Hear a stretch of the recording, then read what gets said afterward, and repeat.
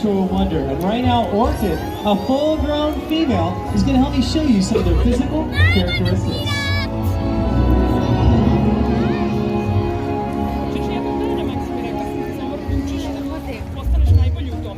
Their blowhole is perfectly designed for a quick breath at the surface. Even the location of their eyes works to their advantage. It looks as if the eye is located in the white oval area, but that's just a visual distraction. The eye is actually located in the black area just in front of that white oval, camouflaged from crashing prey.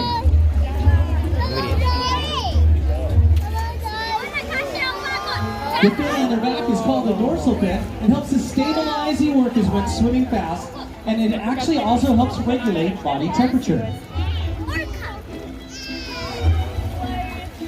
The flippers on the side of the body are called pectorals.